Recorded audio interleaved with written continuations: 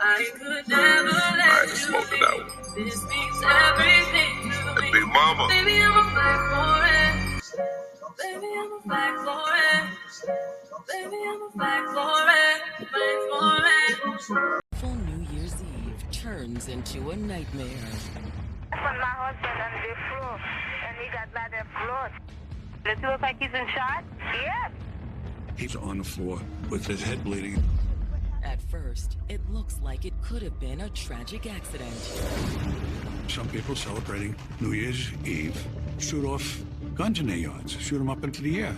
And on occasion, people would be hit by stray bullets. Was this a freak accident? The evidence shows the victim may have been targeted.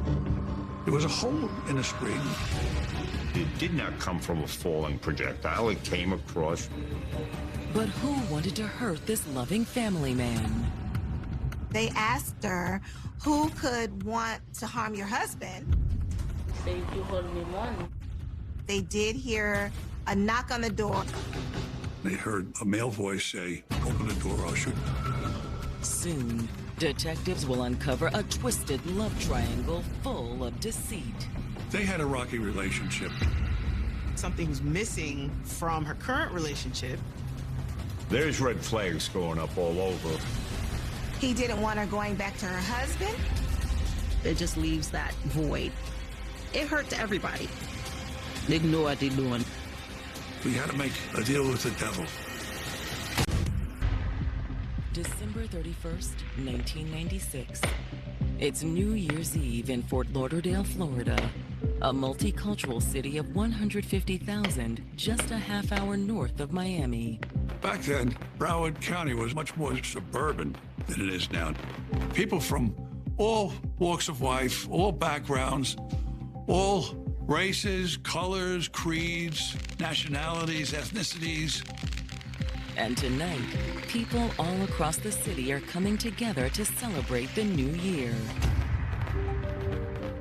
There were big fireworks celebrations, but also it would not be unusual for some people celebrating New Year's Eve to shoot off guns in their yards. Most cultures, Caribbean-wise, it's part of the culture to welcome the new year. Which makes for a busy night for police. There's actually a public service announcement that comes out every year about shooting guns off in the air, because it does happen. And what goes up must come down. And this night is no different.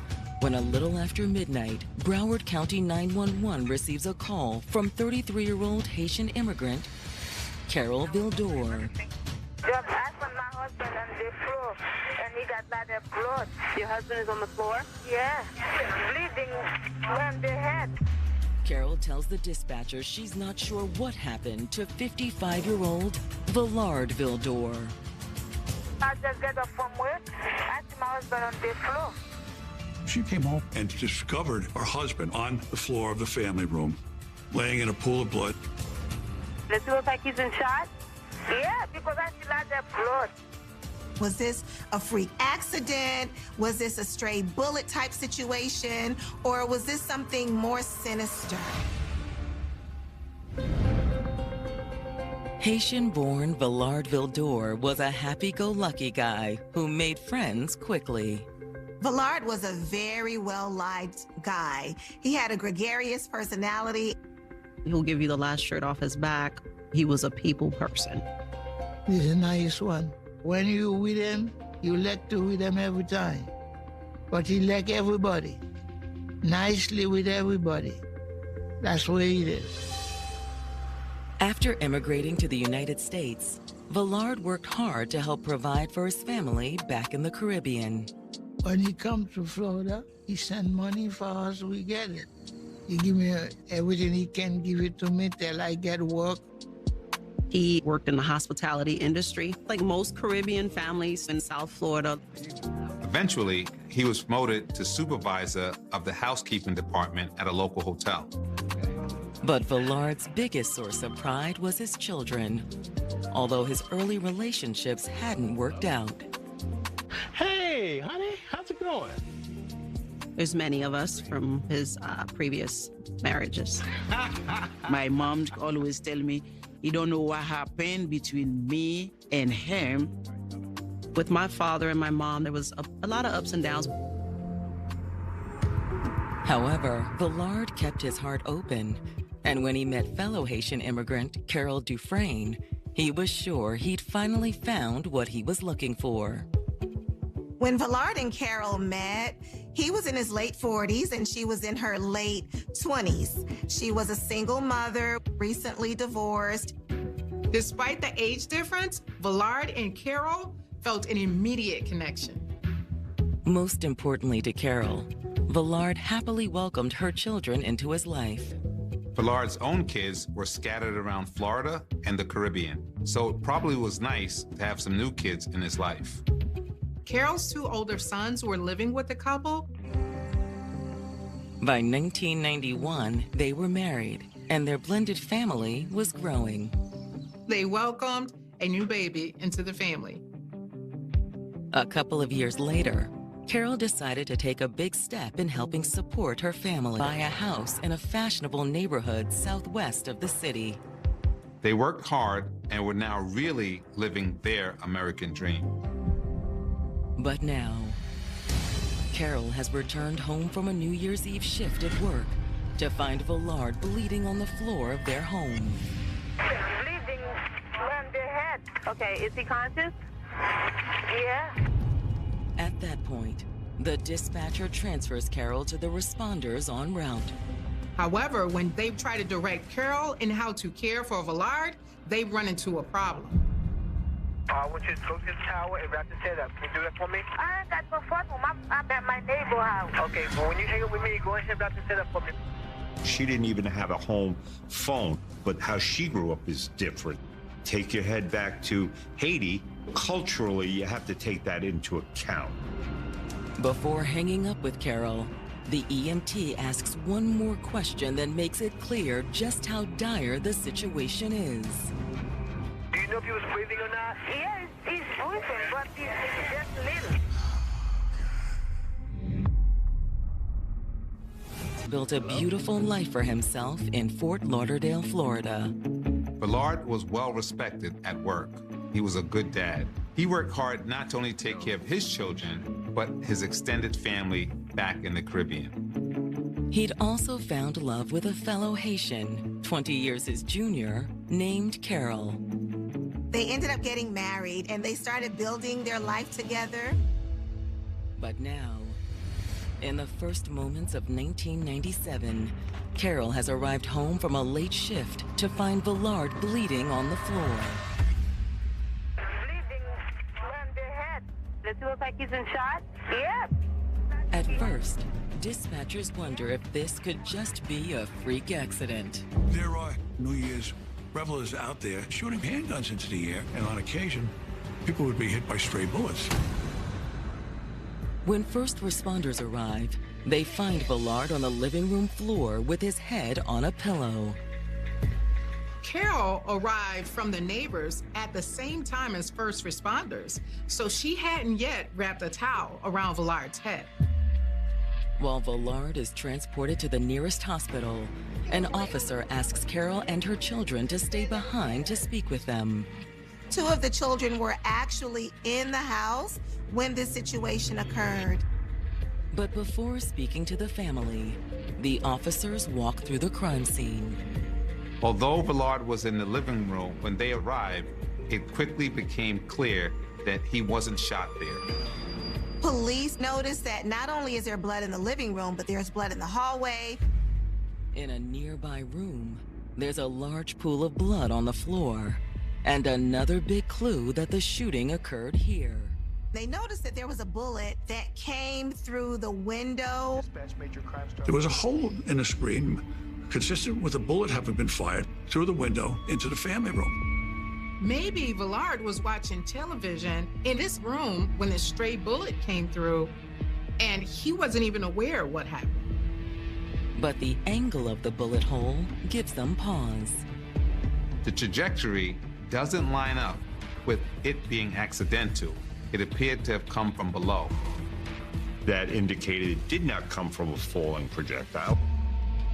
With the possibility of foul play, officers call in detectives who head straight to the hospital to try to speak to Villard.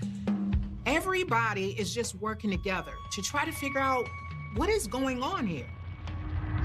In the meantime, an officer at the scene turns to the family, hoping for more information, starting with Carol. Carol said she came home from work approximately 11:30. What happened when you arrived home? When I opened the door, I see my husband lay on the floor by the TV. His head bleeding and he was complaining of a headache. What happened? Were you able to talk to him at that time? Yes. Did you ask him what happened? Yeah, I asked him what happened. He said he got a headache. Okay. Did he say anything about how that injury occurred? No, nothing. He don't say nothing. He just said he got a headache. I keep asking him, tell me what happened. He got died of blood and something happened to him. Carol says that Villard even got up and walked to the living room. Did he go into any other room or anything else when you were in there the first time? Yeah, he tried to, to walk in the living room. Carol explains that she eventually got so concerned about Villard's behavior that she decided to get help. I tell him I'm going to call the police. Okay, so where did you go? I go to the neighbor. Next, police want to know if Villard had any enemies. Has your husband been fighting with anybody, arguing with anybody lately? Did he ever mention that he might have had some problems with anybody at work or anything like that? You don't know him. There's one recent incident, however, that Carol mentions. One day I see one person come to my house. He just stay in the parking lot, and Villa was outside, and he said, Villa, you hold me money. How long ago was it? That was a couple of months. Unfortunately, Carol wasn't able to get a description of the man or the vehicle. But police want to know if that incident could be indicative of a bigger problem. Do you have any kind of serious money problems, you or Villa? No, because we always pay the bill together. After wrapping up with Carol, the officer asks to speak with her two children, who were home at the time Villard was shot. The kids are just 8 and 5, so investigators have to be cautious in talking to them. But they could hold vital information. Carol's oldest son, who is 12, was staying with his father, so he wasn't there to help his younger brother and sister. Thankfully, Carol's 8-year-old son is able to give a statement that could point investigators in the right direction. He says that both he and his sister were in their bedrooms around 11 p.m. He said that he did hear a banging on the door, and then they heard a man's voice. Open up the door, I'm gonna shoot. Police have just learned from Carol Vildor's 8-year-old son that someone pounded on the door just moments before his stepfather Villard was shot. He heard a male voice say, "Open the door, I'll shoot." Now, police are trying to figure out who is this man that was banging on the door. Could this be the same man that Carol had spoken about, that had come to the house yelling that Villard had owed him money? All right, well, can you give me a description? However, neither of Carol's children knew what the man looked like. They heard the shot, but they stayed in their room. These poor children had to be so traumatized hearing this chaos that was happening. Meanwhile, detectives are at the hospital, hoping to interview the victim, Villard. When they arrived, Villard was still pretty incoherent, but doctors confirmed it was a gunshot wound. They asked him, who shot you? And he says, no one shot me. He didn't even know he was shot. He's really not in a position to be able to understand or effectively articulate, and they're trying to get him to surgery.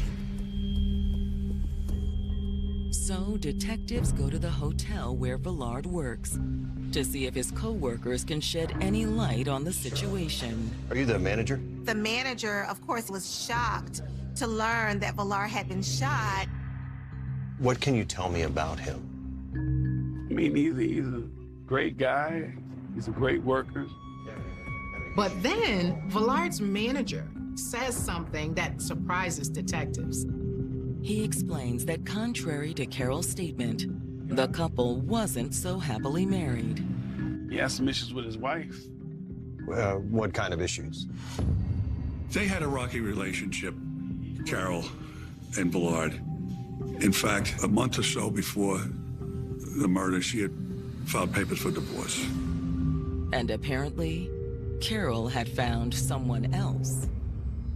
Back in the fall, Carol and Villard had rented out a room in their home to another Haitian man. The man's name is Elefon Doris. Carol saw an opportunity of maybe something she was missing from her current relationship. And Villard found out when one day he walked in on them together. Fellow countryman from Haiti invited him into his own home, and this guy repays his kindness by having sex with his wife. Villard apparently had kicked him out, but Carol decided to go too. The next day, she moved in with her lover. But soon she came crawling back to her husband. After Carol moved out with her lover, that didn't work out very well. So now she's moving her things back to her husband's place. There may have been kind of the grass is greener on the other side effect, but you may not like all the other things that come with what's on the other side. It sounds like Villard was in the middle of a tumultuous love triangle. But is that why he ended up shot? His supervisor said detectives should really talk to one of the other housekeepers, a friend Villard likely confided in. And her reaction is surprising. We're just here trying to find a little more information about Villard Vildor. What's going on? Did they hurt him? The housekeeper said that Villard had shared with her that Carol and her boyfriend were trying to kill him. She said that Villard felt that they were trying to put voodoo on him. Voodoo is very prominent in Haitian culture. It's real to them, just as real as any religion is to any believer. And he felt his life was in danger because of it. In the Caribbean, they do believe that you can harm somebody by just speaking evil things upon them. But is it possible that when the hex failed, Carol and her boyfriend had taken matters into their own hands? When they realized that the hex didn't work, maybe they resorted to Plan B. Detectives decide to obtain confirmation of Carol's divorce filing. Carol filed for divorce on November 8, 1996, right around the time that Villard would have kicked her lover out of the house. And when detectives run a search on the Vildors, they find more intriguing records. They find 6 domestic-related complaints between Carol and Villard from October 1995 to November 1996. Most of the calls were to the couple's home, but the final one was to the residence Carol briefly shared with Elefon. Carol called the cops because someone had slashed the tires on her car, and she named her husband as the suspect.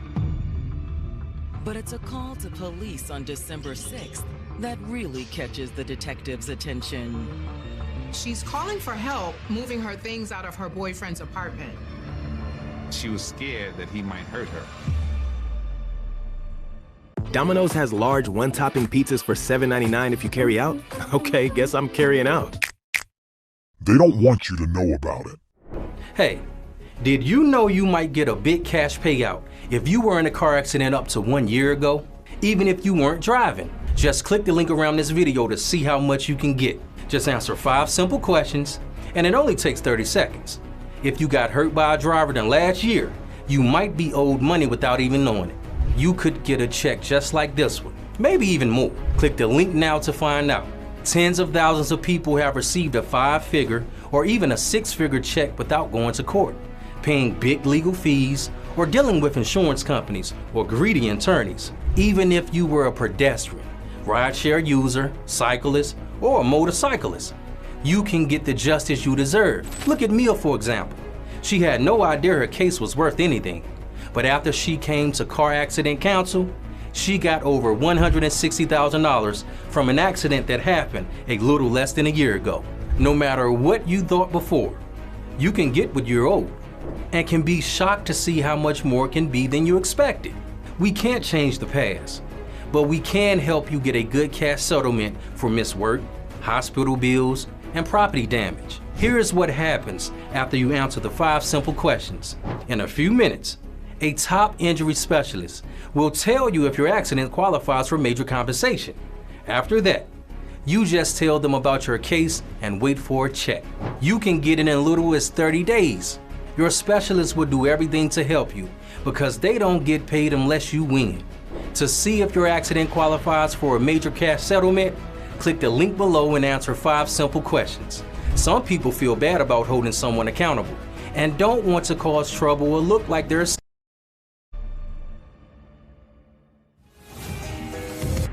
Detectives in Fort Lauderdale have just learned that when Carol Vildor left her boyfriend to move back in with her husband Villard, she had requested police protection. She claims that he has threatened to harm her, her husband, or the both of them. But did Carol's apparent fear lead her estranged lover to go after her husband? It makes sense that if Carol returned to Villard, that Elephant may have been angry and went out for revenge. Sadly, Villard will never get the opportunity to identify the person who shot him. Villard passed away on January 3rd. Now it becomes a homicide investigation. When I hear he's dead, I get shocked about it. I get shocked. It just leaves that void. Everybody in this whole thing is hurt. Wanting to learn exactly why Carol feared her boyfriend, detectives ask her to come into the station. When police were first questioning Carol, she portrayed this beautiful marriage between her and Villard. But as they dug deeper, they discovered that she had filed for a divorce and she had a boyfriend. So now they're wondering, why is it that she did not disclose this information in the very beginning? For her not to tell us that and for us to have to find it out is pretty telling. But Carol readily admits that Elephant Doris had lived with the couple briefly. So Doris moved into your house and paid rent? Was he like a tenant there, a boarder? Carol also admits that she had started an intimate relationship with the man. During that time where this individual lived there, did you start a relationship with him? Intimate, an affair? She was saying that at the time she started the affair, things were not great with Villard.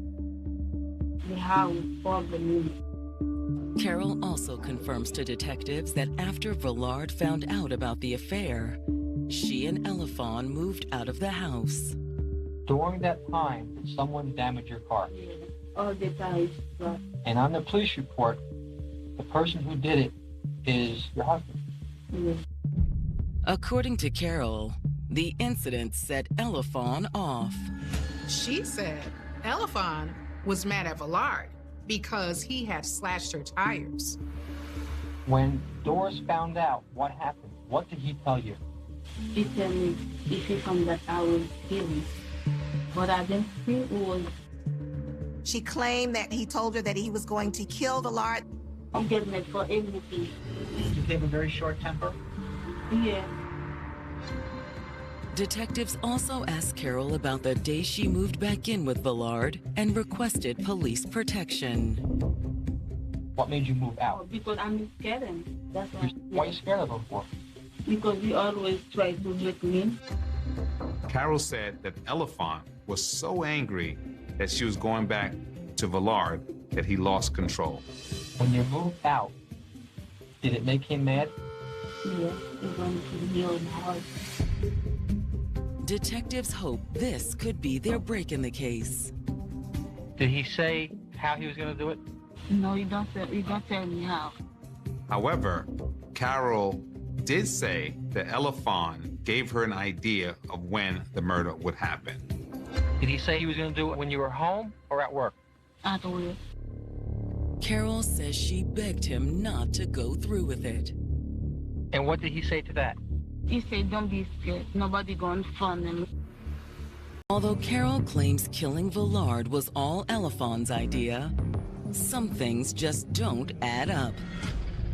Every time they question her, she has a different story.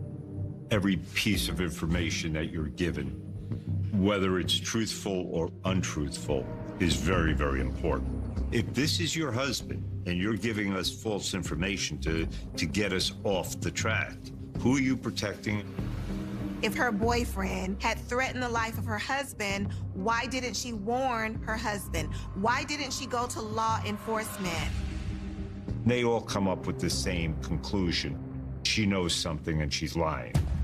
And detectives suspect that she's not only lying about who wanted Villard dead, but about the alleged abuse she suffered too.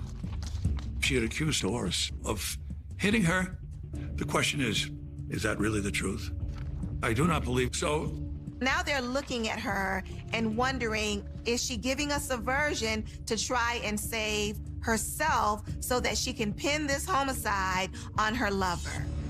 Convinced Carol isn't telling them everything, detectives decide to dig into financial records for the Vildors and for Elephant. They did discover something suspicious. Carol and Elephant had opened a bank account a day before Villard was shot. And the activity on the account is just as suspicious. $300 was deposited into that account, but 2 days after the murder, the bank account was closed. It was like, wow. Okay, what's going on here?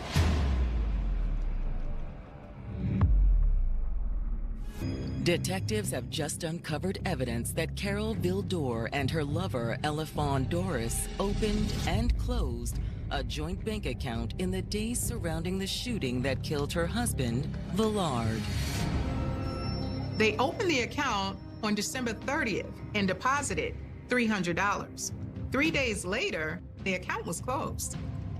What's going on here? Your husband was just murdered. What happened to the money? Determined to find out the truth, detectives haul Carol back in for another round of questioning. The detectives have a plan. They start slow, trying to gain Carol's trust. And their patience pays off. Guilt is a very, very strong emotion that eats away at your soul. She starts confessing to them, but they inform her of her rights so that her story could be admissible in court. So they stop her, Mirandize her, and ask her to start from the beginning. And surprisingly, she does. Carol then drops a bombshell. There was someone else involved. Now, who's Eric? It was just the black one. There's a third person that has now been brought into this situation, Eric Joseph. Eric is Elephant's roommate. And according to Carol, the plan was for Eric to shoot Villard. He said he was going to do it and to shoot my husband. Carol claims Elephant had purchased the murder weapon the week of the murder. Elephant allegedly used some of the money from their joint bank account. Then, they ask her who withdrew the rest of the money and closed the account 3 days later. Did you take it out? No, I didn't take Okay, it. who else has access to your account? Nobody. Detectives then turn their attention to the night of the shooting. So Eric's job was to do the shooting and killing? Yeah. Okay. How did Eric get to your house? You get the bicycle. Took a bicycle? Yeah. Asked about her role, Carol claims she was just supposed to leave the house. And your job was to do what? Go to work, because when I'm coming at home, when I see that people before. So you were supposed to come home and act surprised? Yeah. Eric was going to come shoot Villard that night. And then when Carol came home from work, she has an alibi. Carol also maintains that Villard was never able to identify his attacker. Does your husband ever tell you who shot him?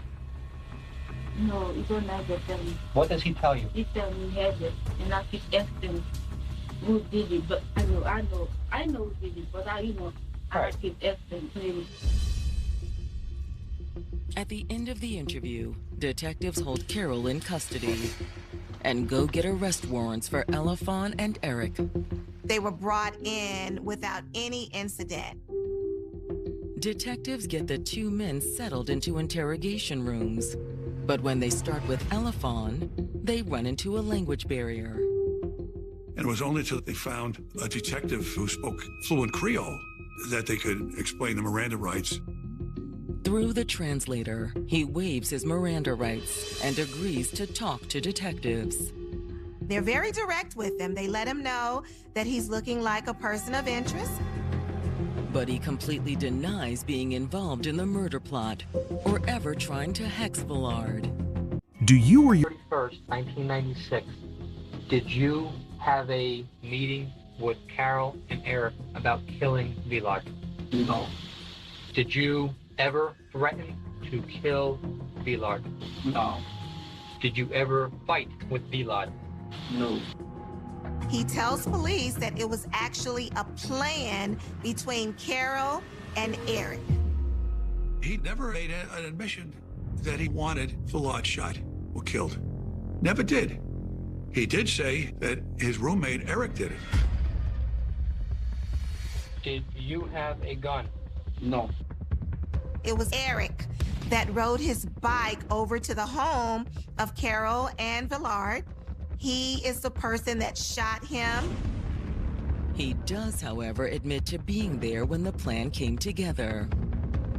Were you in your apartment when they were talking about killing Villard? Yes, he was at the apartment. And yes, Eric and Carol were in his apartment. He also tells detectives he saw Eric with a gun. Eric had a gun. Describe the gun. He said it looked like a small revolver. He says that Eric shot him and then afterwards went to his girlfriend's house. Okay. After the murder, where did Eric go to and sleep? He said he told him he wanted to go sleep at his girlfriend's house. Elafon also acknowledges opening the bank account with Carol, but says she was just helping him out and that it had nothing to do with the plot to kill Villard. Whose account was that? For me. He also denies wanting Villard out of the way in order to be with Carol.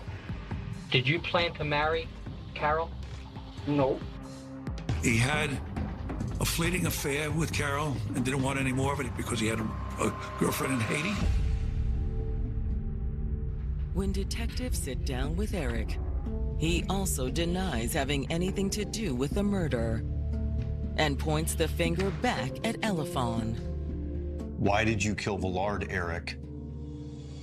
I didn't. It was Elafon. He claims that this whole plot was between him and Carol, and he was just a bystander that overheard the conversation. They even talked about how they tried to do voodoo first, and it didn't work. Eric also denies going over to Carol and Villard's house or going to his girlfriend's after the murder. Unsure what to believe at this point, detectives decide to follow up with Eric's girlfriend. Upon speaking with her, they find out some shocking news. Yeah, Eric came over that night. He showed up a little before midnight, but he was acting kind of weird. She says that he had a small revolver with him, which he shows her. She couldn't shake the feeling that something was wrong, so the next morning, she asked him about it. Hey, so why do you even have that gun? Because I shot a guy last night. Reaction, there's a reaction. And then, karma too. If you do something wrong and you don't refrain yourself or repent for what you did, it comes back. When you deal with someone that's a manipulator, they would try to use whatever they can to take the scent off of them. Who are we to say who gets to live and who gets to die? You do something, you gotta own it. If you're brave enough to set this up, you can handle the consequences for it. First suspect Eric Joseph's girlfriend has just told detectives that he showed up at her house with a gun the night Villard Vildor was murdered in his home. I shot a guy last night. Eric had come home, and he eventually told her that he had killed somebody. So we had corroboration. Do you know what happened to the gun after that? He told me he buried it behind his cousin's house. The girlfriend's statement confirms what Carol Vildor and her lover, Elefon Doris, told investigators. That Eric was the triggerman in the plot to kill Villard. Hoping for the last bit of evidence they need, detectives arrange a search of the area where Eric's girlfriend said he'd buried the gun. They never found it. So where he eventually removed it, we'll never know. Still, detectives feel they have enough to charge all three with first-degree murder and conspiracy to commit murder. Although Elefon continues to maintain his innocence. The allegations originally that there were 3 conspirators, with Carol being the ringleader of it all. Carol then tried to put it off on her boyfriend. But according to him, Eric told him he was going to do it for no other reason than money. I do not believe Elefane was the one who wanted Villard dead. And I think Carol vindictively, after the fact, put it off on him. Maybe because she was a lover scorned. She knew what they do, and she do it on purpose. To untangle the web of allegations, prosecutors rely on the statement from Eric's girlfriend alongside some additional witnesses. We corroborated other witnesses to whom Eric made admissions that he shot Villard. We had another witness who saw Eric on a bike that night with a gun. So we could put a gun in his hand.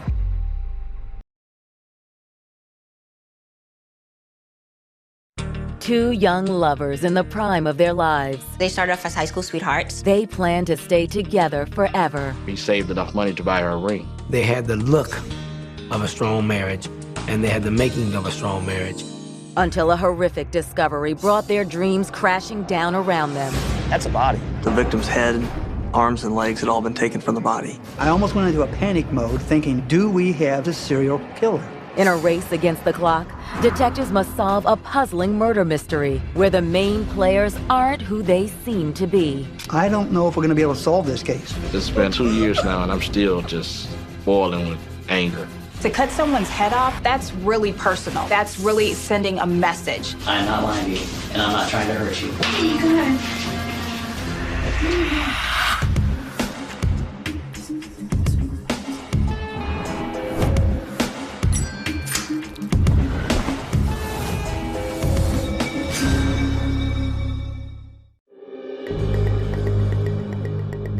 October 29th, 2012. It's a quiet Monday evening in Mechanicsburg, Illinois, a small farming community just east of Springfield. A gentleman drove past this creek bed on Griffiths Creek Road, and he was looking for deer in the creek bed. As he passed an area that he normally does go hunting, he saw something that looked unusual. The man slows down to get a better look, but he can't make out the shadowy object lying near the creek bed. Whatever it was that was out there was bothering him, so much so that he decided to call up a neighbor. They said, hey, can you come down here? Because I saw something there. I don't know what it is. I have a kind of an uneasy feeling about it. A short time later, the man's neighbor arrives at the location. Carefully, the pair descends into the culvert. What they discover stops them dead in their tracks.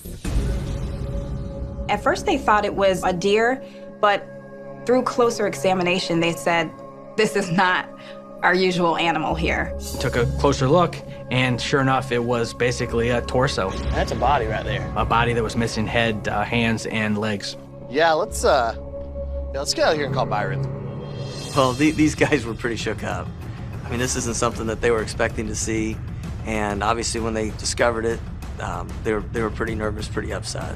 They decided to call a friend of theirs that is in law enforcement to help them say, hey, you know, we have a body here. You should take a look at this. They didn't tell me that there was parts missing. They just told me that they thought they had a body. It's pretty shocking. Police Chief Brian Honey radios dispatch and informs them of the gruesome discovery. Before long, the area is swarming with law enforcement. This is definitely something that's different than what we normally handle. And quite frankly, when we saw the scene and we looked at what we had, we were baffled on where to start. All right, we got a crime lab on the way? Yes, sir, we do. A medical examiner's office as well? Yes, sir. Both of them are around. What could we be dealing with here? We have an apparent African American, no head, no arms, no legs, discarded on the side of a very remote rural road. As they continue to examine the crime scene, a chilling thought enters the minds of some of the investigators. We've all seen the serial killers where they get the first one and it's like, now they have to taste the blood. When is the second one going to be?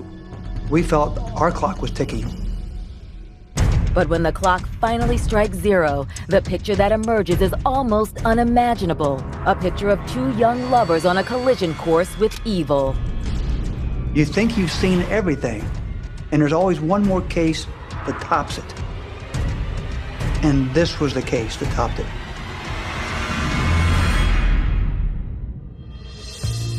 Born in 1990 in the close-knit Chicagoland suburb of Crete, Illinois, Watasha Denton's childhood was as American as apple pie. She comes from a good family. Her dad is a military man. Her mom was a stay-at-home mother. She was a very loving girl, very sweet girl, straight-A student.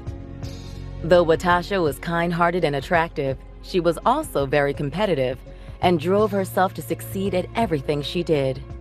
She likes to excel. She is a bit of a perfectionist, and perfection is defined by her. I believe that that is part of what makes her tick. I got tickets to the game that I'm gonna be in, so I want y'all to come. Watasha's competitive fire wasn't reserved strictly for school. I'll talk to y'all later, all right? When it came to boys, Watasha always seemed to get what she wanted. Hey, I didn't know you was here. Yeah, I'm just studying. And in high school, the boy she wanted more than any other was Ray Mel McCaster, known to friends and family as Ray. Everybody loved Ray. He was an athlete, nice looking. He was wanted by many women. So Watasha having an opportunity to even woo him and kind of settle him down was a big feat. Ray was a good catch for Watasha. He was the exact opposite of her. She was more of a quiet person, driven, focused, smart. He was more of the ladies' man. Though Watasha had done everything in her power to make Ray her steady boyfriend, the outgoing all-state wrestler still wanted to play the field. A lot of girls liked him. And sometimes when you're young, you do like to experience different personalities in women and see who really fits you. Unwilling to play second fiddle to anyone, Watasha decided to break things off with Ray. And when Ray left for college in 2009, the relationship seemed over for good. But after a year away, Ray couldn't shake the feeling that he'd let the love of his life slip through his fingers. And before his sophomore year began, Ray dropped out of school and headed home, determined to win back Watasha's heart. So he returns back to the south suburbs of Chicago, and this time Ray said, "Hey, I'm not gonna let you go. I'm definitely here for you." He mentioned that he's a changed guy and you really want to make this work, and they started dating again. Once back in Crete, Ray joined the National Guard. During basic training, he made another big decision. He saved enough money to buy her a ring. So we ended up taking Tasha down there for his graduation, and that's when he proposed to her. In October of 2010, Watasha and Ray officially tied the knot. Shortly after that, the happy 20-year-olds moved to the capital city of Springfield to start their new life together. Watasha was a student at the University of Illinois in Springfield. Ray Mel was a national reservist. He was also employed. And the couple's plan was for them to stay here until Watasha could ultimately graduate with her bachelor's degree. The couple's plans for their picture-perfect life together extended well beyond Watasha's graduation. They had also decided that Ray would eventually continue his own education. They had like a 7-year plan. He would go to the military, she would go to school. After he gets out of military, he goes to school. Ooh, baby, this thing is heavy. Where do you want me to put this? Put it in the back, honey. All right. The couple soon became active in church, and grew particularly close to their pastor, Dion Kreitz. Pastor Dion, don't put it there because he's already going to tell you to put it somewhere else. You might as well hand that over to me. And when Ray and Watasha moved from their starter apartment to a bigger place, Pastor Kreitz was there to lend a hand. Lots of boxes, lots of boxes. Oh my God. But it was fun. I enjoyed doing it. They inspired me because they were young, they were in love with one another. Well, you know what they say? Happy wife, happy life. Fast forward to October of 2012. As Ray and Watasha approached their second anniversary, their future seemed brighter than ever. It was clear that they were making this work and they were happy and they were in love. But no one in Springfield could imagine the terrifying events that were about to engulf Ray and Watasha. Events for the entire community. Car crashes, airplane crashes, homicides, suicides, you name it, I've seen it. This particular case, well, I had never seen anything like it.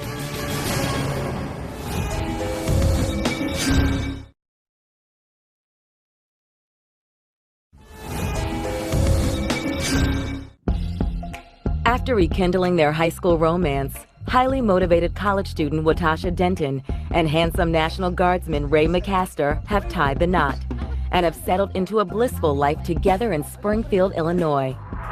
For the perfectionist in Watasha, having Ray put a ring on her finger was further proof that in the game of life, she was one of the winners. When he proposed to her, that solidified everything, his love for her, and so that just made her happy. You know I love you, right? Love you too. It was a perfect marriage, so to speak. But just 3 days after the couple's second wedding anniversary, a gruesome discovery sets in motion a chain of events that proves the dream life Watasha envisioned for her and Ray was far from a reality. The drag mark? Could be. The body had been found right off of a road. The body had been mutilated. The victim's head, arms, and legs had all been taken from the body. It's one thing to see a body and to come across a homicide, but to come across a body that had been dismembered in this way is pretty terrifying for anybody to stumble upon. Not that far to dump a body here, it'd be convenient. This is blue collar, small town, quiet farm life. They definitely don't experience homicides that are this gruesome. This particular case, where the body was murdered and then systematically dismembered, I'll never forget it. It's indelibly burned into my mind. The size and shape of the torso suggests the body is that of a male, but due to the dismemberment, further identification is nearly impossible. My first inclination was somebody was trying to conceal the identity of the deceased. There was a lack of any fluids, body fluids, or blood, or anything like that. It was pretty clear at that point we believed that this was a dump site and that the murder most likely didn't occur there. There was some evidence on the guardrail of blood as if the body was dragged over the guardrail and then dumped at that location from possibly a vehicle off the road. With the headless torso offering few clues as to where or why the crime occurred, investigators decide to scour the surrounding area for evidence. We spent that night and then most of the next day going through the woods, going through the grass around the body. They had collected paper, napkins, garbage, anything that's physically there. After hours of collecting possible evidence, one thing remains unaccounted for: the victim's missing body parts. We searched all the areas around that creek, and close by is the Sangamon River. The search and rescue group, we didn't locate anything. And we speculated that, maybe this could be a hit or maybe drug related just by the viciousness of it.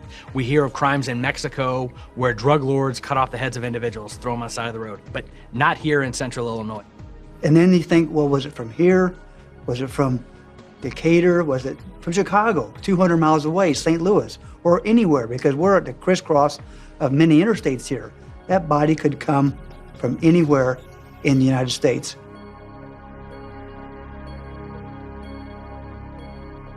I almost went into a panic mode thinking, well, do we have somebody in Springfield or in our central Illinois area that is a serial killer? With two equally terrifying theories and little in the way of evidence, investigators feel almost overwhelmed by the task at hand. I thought to myself, This is going to be a tough one. I don't know if we're going to be able to solve this case. Investigators hope an autopsy can shed some light on the victim's identity and perhaps offer additional information about how the crime was committed. Detective Roach. Hey, doctor, yeah. The biggest mystery of all was we didn't know who the person was. It was extremely frustrating for us. We had a body, and the autopsy showed no cause of death. So, I mean, how did this person die? There was no obvious stab wounds or gunshot wounds in the torso. Yeah, I think it's either blunt force trauma to the head or a gunshot to the head, yeah. Yeah, I agree with that. Since there is no head and no other inflicting wounds on the body, it could have been a head wound, and that's why the head is missing. Okay, thanks. Thank you, doctor. The coroner's findings also indicate that after the killer murdered the victim, they removed the head and other appendages with some sort of saw. Something with teeth and probably something that would have a rapid movement because they were very clean cut. But it looks like it's going to be a reciprocating saw or some kind of high-speed saw. This manner of death seems plausible to detectives, but without a positive ID of the victim, the investigation is stuck in first gear. I mean, one of the most important parts of starting a murder investigation is identifying the victim. And in this case, we had no teeth, we had no fingerprints. We'd have to rely solely on DNA. All right, he's going to email that or fax it over. We'll get it here in just about an hour. Investigators submit a sample of the victim's DNA to a federal database. They have a repository, which is a national database for DNA. It's called CODIS. If you've been convicted of a crime and you're a felon, they put that on file. They were unable to discover a match. Obviously, this victim had no criminal background to match them to the DNA at the crime scene. With the CODIS search yielding no matches, police reach out to another organization that maintains a DNA database. We knew that anybody that goes into the military service will have a DNA profile. We were able to have a test done at the lab on the East Coast through the Department of Defense. Hey, I just got a hit back from DOD. On November 7th, DNA analysts with the Department of Defense inform investigators in Springfield that they've made a match. And the results were, it was Ray McCaster. 22-year-old Ray McCaster, the star athlete, the National Guardsman, the happy, doting husband. Yeah, this is a wonderful kid. I didn't have any problems out of him. It's just a wonderful kid. Ray was a good kid. And if you ask anybody, they'll tell you the same thing. Never in a million years would I believe that someone would take this young man's life like that. Unbelievable that someone would think so less of him that they would murder him in such a way. But who would want to kill Ray McCaster, and why? The answer to that question would stun not only police, but everyone in Springfield as well.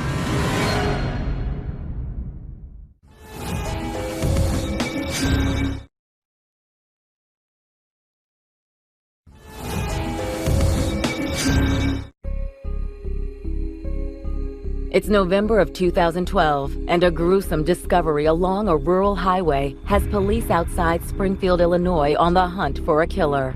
A dismembered body discarded 15 miles from the city in a remote area. The town was on pins and needles. They wanted answers. The first part of the job was to identify the body, and obviously, before they can look for suspects, they need to look for who their victim is. DNA analysis by the Department of Defense helped police determine that the body is that of 22-year-old Ray Mel McCaster. But what was the mutilated body of a happily married National Guardsman doing in a culvert 15 miles outside of town? He's a married man, has a good job. He's in the military, and so why does this man end up in a rural ditch, beheaded and dismembered? We had no reason. It was a total mystery. Investigators combed their files to see if a missing persons report was ever filed on Ray McCaster's behalf. Surprisingly, no one, including Ray's wife, Watasha, had ever filed such a report. It's an odd thing because if your husband disappears, leaves you, we would assume that you'd report him missing. Especially a wife like Watasha, who seemed to be head over heels in love with her husband. We have a lot of questions, and instead of coming out and confronting her, we needed to get as much information as we possibly could. In an effort to solve that mystery, detectives reach out to Ray's parents in the Chicago suburb of Crete. Folks, I'm Detective Roach, Detective Hayes. But before they can interview them, they must deliver the heartbreaking news. There's really no easy way to say this. And It's terrible. There's no good way to do it. And talking to someone about, their deceased loved one, especially when it was such a difficult case. We found Ray and he's passed away. It was almost as your chest could cave in. You can't breathe. You're losing vision. Can you think of anyone that would want to hurt Ray? No, Ray was a good kid. Ray's father, Marcel, explains that his most recent conversation with Watasha 3 weeks ago had given him pause. She said something about him doing drugs. I didn't believe any of it. She said that Raymel had ran off. I said, ran off? What do you mean? He went to St. Louis with some homeless guy. She had told his father Ray had started running with a bad crowd. He was going out and partying and drinking all the time, and some of the people that he was running with were using narcotics, and that Ray was participating in using narcotics. For investigators, Marcel's statement points them back to their original theory about the crime. Do you think that it could be a homicide from a drug or some kind of gang activity? Whoever did this to that body wanted that person to know that they were indeed upset, and they wanted to display that from how they treated the body. However, Ray's father finds the drug angle hard to fathom. Is that something that Ray had done in the past? No, of course not. As a father, that you know how you raise your child. And that's why it didn't add up. Drugs and Raymel doesn't add up. We'll show ourselves out. Is it possible Ray's family is simply in denial about his supposed drug use? His pastor, Dion Kreitz, is equally skeptical of the allegations. To me, it's not Ray. Ray was very soft-spoken, wasn't high-strung, but one of the nicest kids, a nice kid, good boy. Investigators decide they need to speak with the person who was closer to Ray than anyone else in the world. The same person who seems to be the source of the drug allegations. His wife, Watasha. They find her at the couple's home in Springfield. Hello. When we first got to the residence, we identified who we were. She was very polite, very calm. Judging from Watasha's reserved demeanor, investigators suspect she has no idea her husband is dead.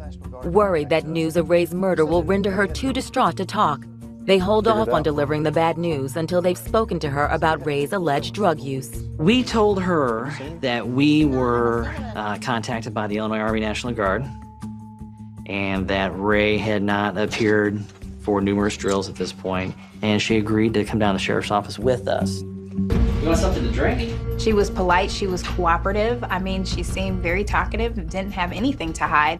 According to Watasha, shortly after the couple moved into their new house, Ray began experimenting with drugs, and his behavior quickly took a dark turn. She didn't like the people that he was hanging around with. Basically, that he was leading a lifestyle that was inconsistent with the way she wanted to live. You just get like really, really bad. You take the truck and you just leave. Sometimes you won't come back 2 or 3 days. Watasha told investigators that at one point, Ray was so drunk one night that he fell over in the bathroom and cut himself. Late night partying, use of illegal narcotics, alcohol abuse, physical abuse from Ray to her. Watasha claims that despite Ray's erratic behavior, she was unwilling to give up on their marriage. Watasha thought that she can change Ray. She wanted him to be a certain way, to be a certain husband to her. In the fall of 2012, the abuse only escalated, and her hope of salvaging the marriage began to fade. By October, she'd had enough. October 26th. We made 2 years we've been married. And I kicked him out on the 24th. When he left, what did he take? Everything. Watasha says that one night, car pulls up to the house, and that Ray gets in the car, took everything he had with him, and they went to St. Louis. Watasha wanted to continue to distance herself from Ray, so she decided she wanted to file for divorce. She filed for divorce on November 7th. At this point in the interview, detectives decide to tell Watasha the heartbreaking truth. Ray isn't in St. Louis. He's dead. His DNA was confirmed by the Department of Defense. I'm not lying to you, and I'm not trying to hurt you. You okay? Here, have a seat. Have a seat, man, so you don't fall down. Sweetheart, sit down for a second. I'm not trying to hurt you. Sit down so you don't fall, okay? Why don't you just sit down so you don't fall down, okay? Oh my God. Oh my God. Here you go. Want some water? No. You sure? Yeah. Sweetheart. It's not right. Watasha seems devastated by the news of her husband's death, but investigators slowly begin to notice something odd about her behavior. She would cry, and then what I noticed is when the detective would answer a question, she would turn it off immediately. That's when Watasha made a comment that detectives found truly unusual. She made the comment that I never fail, that failure was something that, in her personality, she couldn't handle. I was trying to hold on to a marriage that really wasn't worth saving, but it was just the fact that I've never failed at anything in my life. Never. I've never failed at anything. For her to indicate to the police officers that she never failed is revealing, because she didn't want to fail at marriage. She didn't want to fail at life. Could Watasha's unyielding quest for perfection have driven Ray to use drugs and into the clutches of a deadly narcotics ring? In a case where leads are nearly impossible to come by, investigators have no choice but to explore that theory.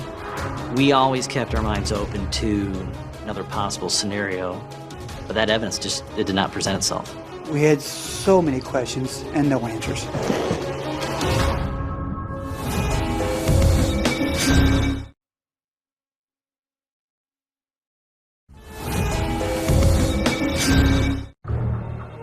In Springfield, Illinois, police are investigating the grisly murder of 22-year-old National Guardsman Ray McCaster.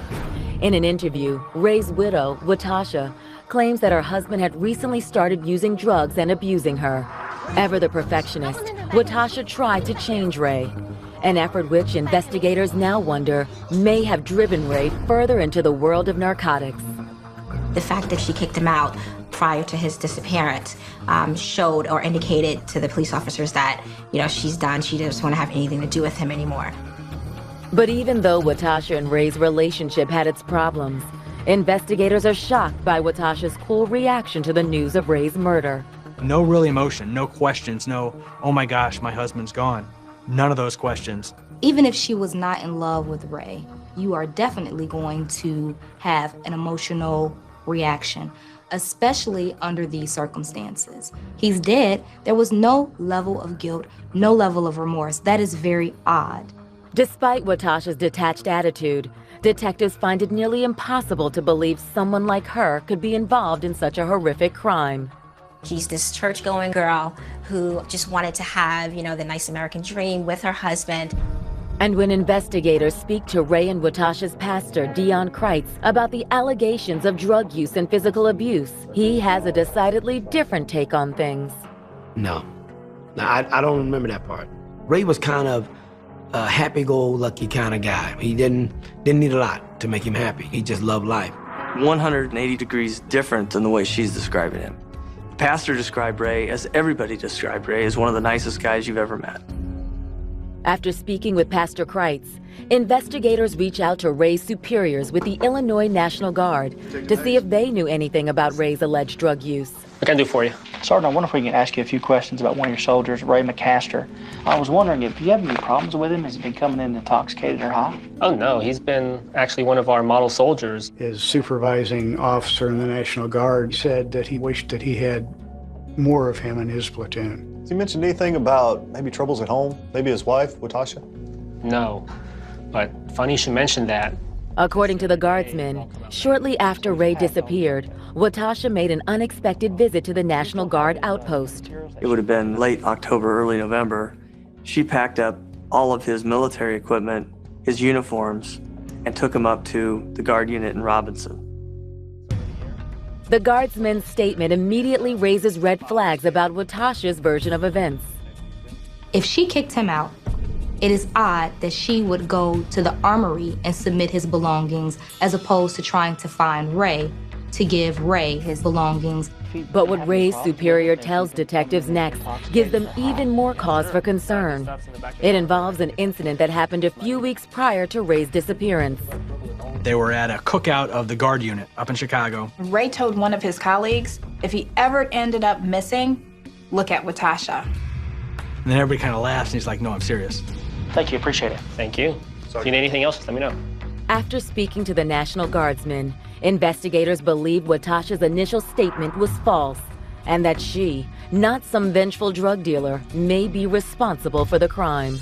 Tox screen's in. What do we got? That suspicion is further cemented on November 10th, when the coroner's office releases the findings of their toxicology analysis of Ray's blood. When the toxicology was done, if there was no evidence of any narcotics in the bloodstream, he was in the National Guard. He had submitted to chemical testing for narcotics there, came up negative. The same with his employer here in Springfield. When he would have to take random drug testing at work, always tested negative for illegal drugs. But the toxicology report does indicate a high quantity of one unusual substance in Ray's blood system. Tetrahydrozoline. What is that? In the autopsy, he had very high levels of tetrahydrozoline. And we found out that the substance tetrahydrozoline is a poison.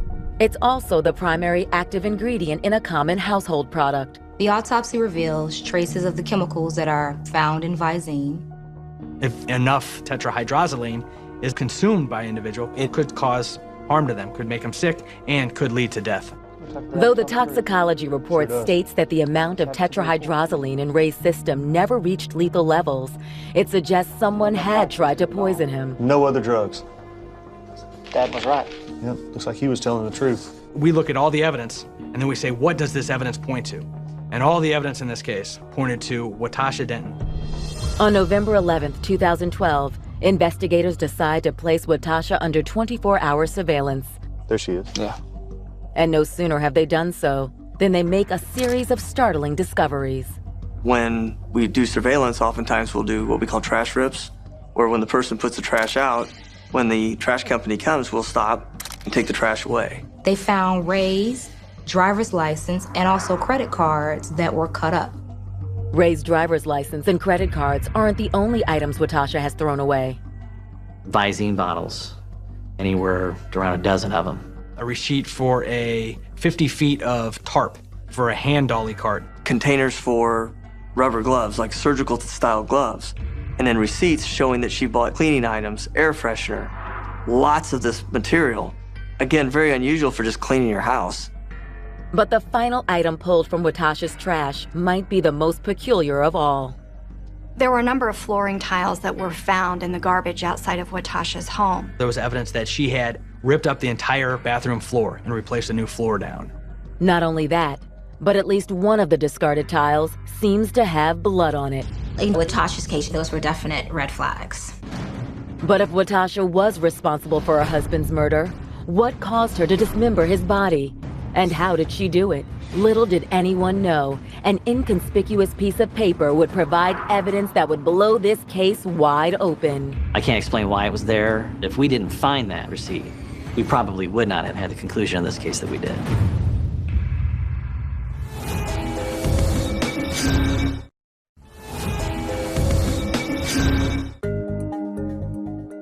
It's been nearly a month since 22-year-old Ray McCaster's mutilated body was found lying at the bottom of an embankment.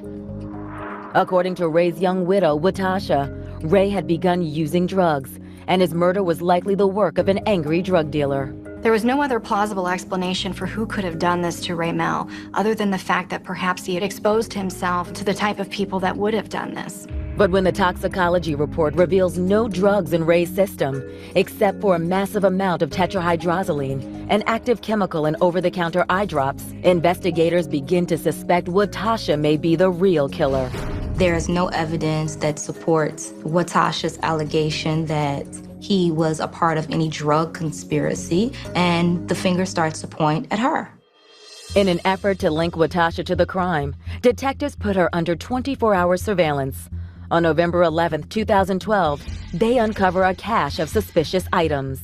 All his ID cards are found. Every single one, there are scissors or a knife cut through his head. Bags of empty bottles of Visine. In their search in Watasha's trash, they also found tile from the bathroom floor. There was a piece of the tile from the floor which actually seemed to have blood on it.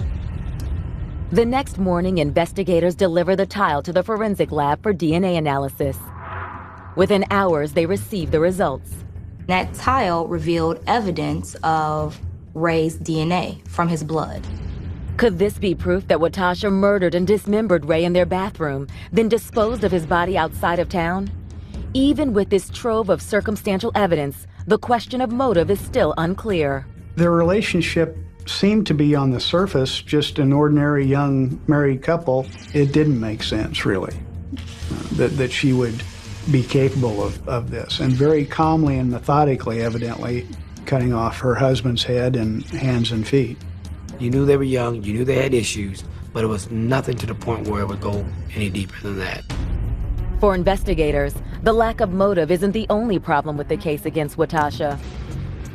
How could one person be responsible? I mean, even just a torso, I would estimate weighed about 180 to 200 pounds. The thought was it would take more than one person to do this crime, to sever the head, sever the legs, sever the hands, and then dispose of the body there. In an effort to unearth both a motive and potential accomplice, police continue to sift through the trash removed from Watasha's garbage cans, as well as some of the debris collected at the crime scene. Hey, come take a look at this. What you got? It's from this latter pile of potential evidence that detectives discover a bloody scrap of paper. Or a reciprocating saw. That matches up. Time and date stamp. Let me give them a call so we can get a surveillance footage of that. We had a receipt that had been what they believed to have been drug out of the car with the body that had blood on it. There was a receipt to a local Walmart that I believe was October 25th, which was just a few days before we found the body. It was significant because of the purchases that were made: a reciprocating saw, a non-insulated respirator mask, cleaning equipment, some rubber gloves.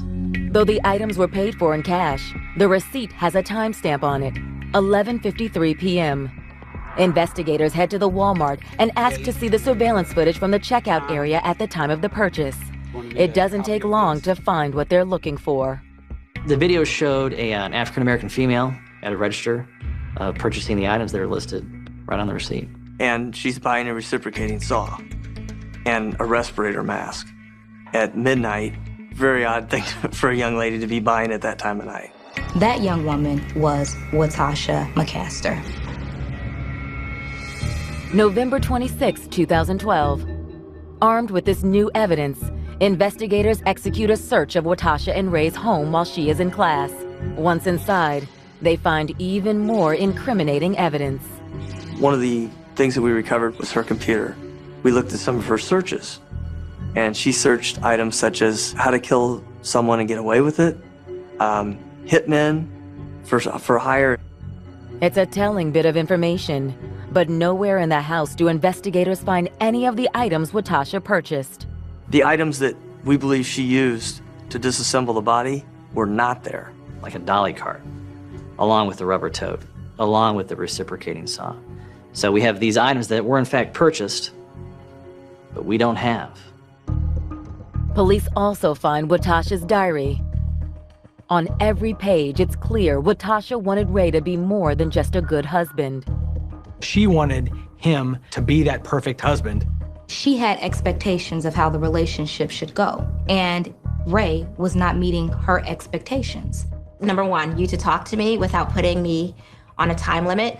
Number two, you to be romantic. Number three, be happy to spend time with me. Number four, work out with me. Number five, cater to me for once. October 26 was significant for this couple because this was their anniversary. Maybe she was giving him an opportunity to get it together by October 26. Maybe that was in her mind the cutoff. I think she was not satisfied with her marriage, that her attempt to change her husband was not working. She had decided in her mind that she was not going to let him make it to his second-year anniversary, and she was going to do everything she can to make sure that didn't happen. On the evening of November 26th, 22-year-old Watasha McCaster is formally charged with her husband's murder. She was charged with first-degree murder. She was charged with dismembering a human body. She was charged with concealing a homicidal death. And she was charged with obstructing justice.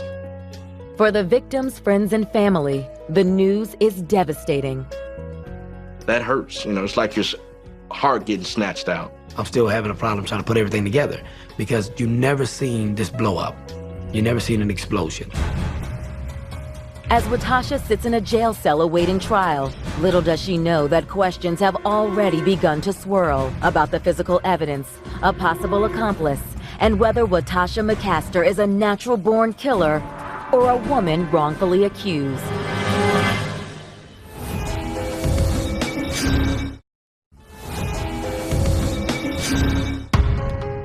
March 26, 2014.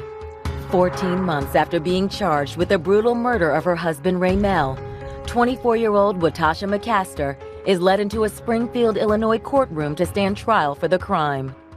In their opening arguments, prosecutors assert that the mild-mannered co-ed seated in front of the jury was in fact an unyielding perfectionist. The life that she wanted, she didn't have that, so she tried to make it happen, and when she realized that she was failing at it, she snapped. Her relationship with Ray was going a direction that she didn't want it to go.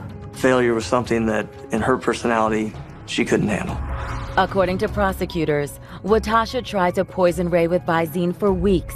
But when that didn't work, she sought out alternative ways to murder her husband. She was gonna try to kill him, and the Visine didn't work. She was gonna hire a hitman. That didn't work. We believe she then shot him and then had to figure out how to dispose of the body. I think she killed him, disassembled him over the period of a couple of days, and dumped his body, thinking that nobody would ever find out. Within a day or two, she's getting rid of his clothes. She rips out her bathroom tile. She takes his IDs, his driver's license, his credit cards, and throws them in the trash. I mean, this isn't a coincidence. She was gonna complete this goal of killing her husband and him not making it to that second anniversary. To support their argument, prosecutors introduced the Walmart surveillance video and the bloody receipt tying Watasha to the crime scene. Though many of Watasha's late-night purchase items were never found, including the saw, prosecutors are able to introduce her personal diary, as well as the chilling search history found on her computer. It's a series of little bits of evidence that, when looked at in the entire picture, point to no one else but Watasha Denton and her acting alone in committing this crime.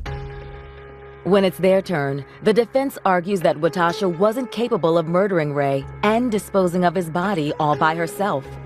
It seemed unbelievable that she by herself would be able to move the body, would be able to transport the body to the scene where it was found. Prosecutors counter that there were any number of ways Watasha could have single-handedly disposed of Ray's body. How would she have disposed of the body if he weighed over 200 pounds? Look, she could have done it. She could put it on the dolly. She could have tied him up. She could have done all these things to dispose of the body, and she could have done it. Watasha's defense also points out what appears to be a glaring hole in the prosecution's case: the lack of a murder weapon, and therefore an undetermined cause of death. You don't know anything. All you have is a body, some pieces of paper, and that's it. There is nothing at this point that is directly linking the murder of Ray McCaster to his wife. The defense also disputes the supposed motive behind the crime. They claim Watasha put an end to her failing marriage the old-fashioned way, by filing for divorce. Her attorney said in her opening statements that Watasha had thrown Ray Mel out of the house sometime in October and never seen him again. As for the bloody receipt, the defense claims it was intentionally planted at the crime scene by someone other than Watasha. It seemed unbelievable that Watasha would be so careless as to leave something so identifying behind. So there was also a possibility that whomever did this wanted to throw off the investigation and make it look like it had been Watasha. It's a powerful argument, but one to which prosecutors have a surprising response. They call one of Watasha's classmates from the University of Illinois to testify. Under oath, Sam Thomas recalls a favor Watasha asked of him via a text message 5 days before Ray's body was found. Her story was that she was in the National Guard, but she hadn't been trained to shoot yet, and she wanted to do some shooting with her father. Asked if he would loan a pistol to her. Like I told you, standard automatic handgun. He gave her the gun with 6 rounds of ammo on October 24th. The gun was returned to him on October 25th, missing 2 of those rounds. We don't have his head. We can't show that the cause of death was a bullet wound to the head, but we know that there's 2 bullets missing, and we obtained the gun. They tried their best, but they never found the remains. Will Sam Thomas's surprise testimony swing momentum back in favor of the prosecution? Or has the defense created enough reasonable doubt in the minds of jurors? On April 1st, 2014, the jury retires to decide Watasha's fate.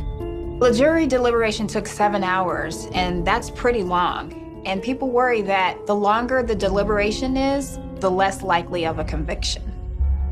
Finally, the jury delivers their verdict. When the jury returned, she was convicted and guilty of all charges. She was sentenced to 78 years in prison. Her reaction to the verdict was like her reaction to everything else in this case. Not much of one. No real emotion, just stood there and listened to the verdict. But even with Watasha behind bars, those closest to this young couple still have a hard time understanding how things went so sour so fast. I'm a firm believer in an eye for an eye. Probably should get done the same way you did him, you know? I mean, there were so many other ways you could have went about this. She wanted to just wipe him off the earth. Like, would nobody care about Raymel if Raymel was gone? That's how she did it. If you want to be married, you have to put perfection aside. There is no perfect human being. So to be married to a person who is obsessed with their own idea of perfection is actually to marry misery, because you can never meet the expectation of another and you can never be perfect. Nobody can. Hey, I'm Nye, one of your hosts. And before we go any further, remember this. Not all poisons are swallowed. Some of it hides in plain sight in jealousy, envy, greed, and the need for control. Every case you watch here starts with a motive.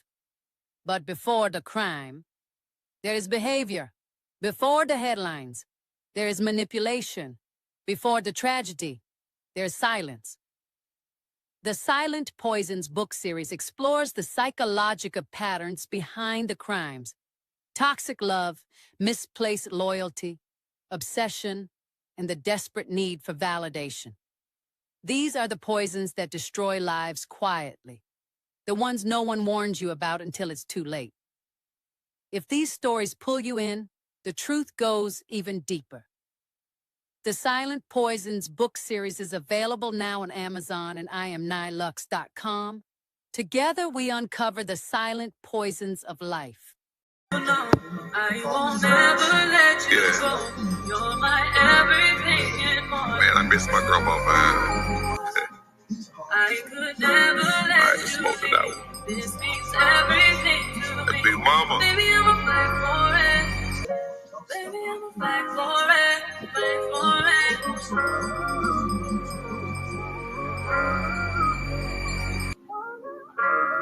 But you can't never get another big mama.